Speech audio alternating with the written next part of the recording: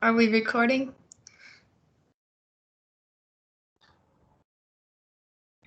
There. It is now recording. All right.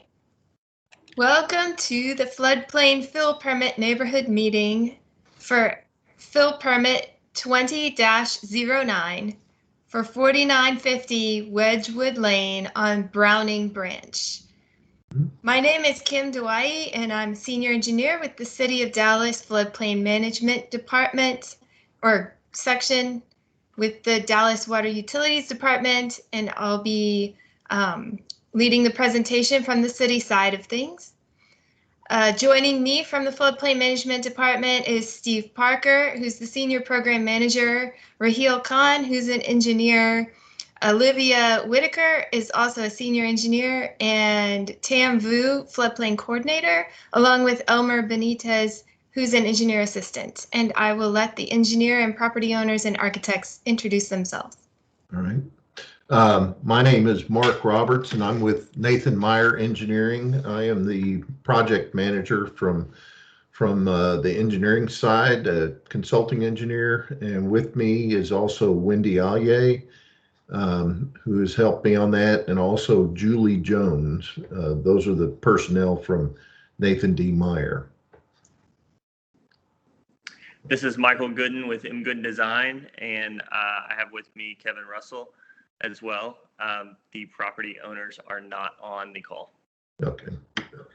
Very good. Very good.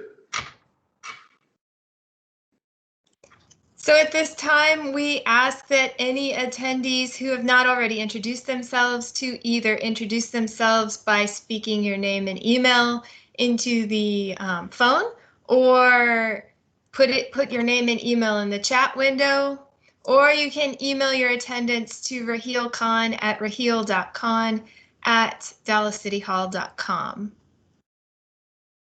Next slide. This is how you use the chat function. So if anyone had a question about that. Next slide. The project location is 4950 Wedgewood Lane, located towards the end of the cul-de-sac around Browning Branch. Next slide.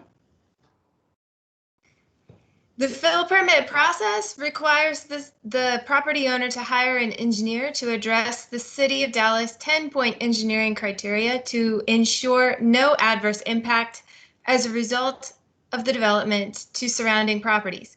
So the property owner has hired Nathan D. Meyer Consulting to address the City of Dallas 10 engineering criteria, which we'll talk about on the next slide. They have addressed this in the report, submitted the report. The report has been reviewed by the Floodplain Management Department, and we are now in neighborhood meeting stage. Once a neighborhood meeting is complete, it is scheduled for a City Council public hearing. When the fill permit goes to City Council, if they have met all of the criteria, which this project has, then the City Council will have two choices. They can either approve the fill permit, or they can deny the fill permit and buy the property under eminent domain. If they had requested a variance to one of the 10 criteria, then City Council could deny the fill permit based on the variance. This project did not request a variance. So you are welcome to come speak at the City Council hearing if you so wish to do so. I believe the City Council hearings are still virtual, so you would have to look online to see how you would go about attending, listening to it, or speaking. Once City Council approves, then the property owner can go get their grading permit for their site. They grade the site according to the site plan that was approved in the fill permit.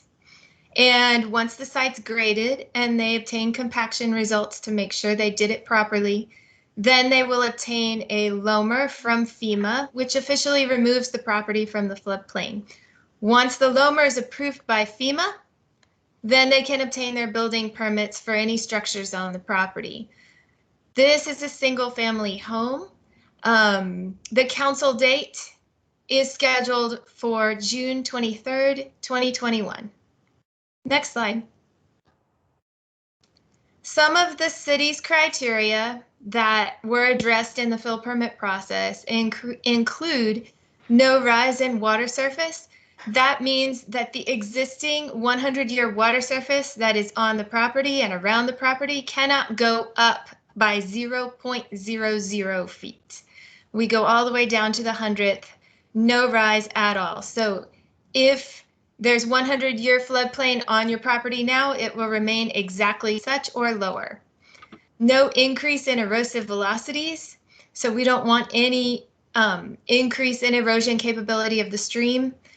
And also they have to be able to store the same amount of water on site that is stored on site in existing conditions. So any fill they place on the site, they have to put an equal amount of cut to compensate for the storage lost. They've also submitted landscape and erosion control plans, which are standard for any kind of construction project. Next slide. Now I'll let Nathan D. Meyer talk about the project a little bit. Yes, the slide that's shown here gives you an idea of the site alterations. On this site, there was an existing home. That home has been torn down, razed, and in preparation for the new home construction. And you can see where the floodplain is on the site. There was a slight berm around the perimeter of the existing property. I think we've removed a portion of that, but mainly we're going to be putting the house on the site, and we've added some cut to make up for the fill, and here is the proposed plan. You can see the proposed house, and it's going to be raised so that it is not in the floodplain, but there's still going to be the same amount of floodplain storage on the property after the home is completed. So that's our proposed work map. Next slide. This is also the same thing, the proposed conditions, but without the aerial photo in the background, so you can see a little bit better what's being proposed as far as the construction of the home. Next slide.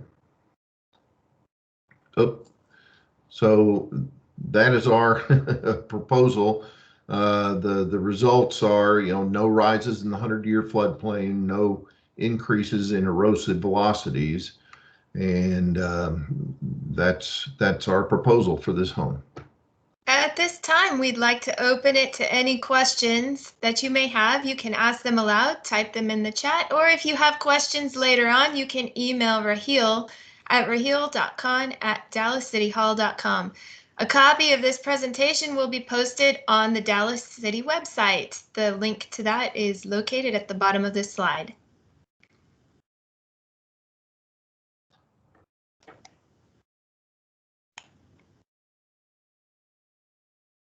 Hearing no questions, I believe this ends the presentation. Thank you for attending. Thank you. In recording. That was easy.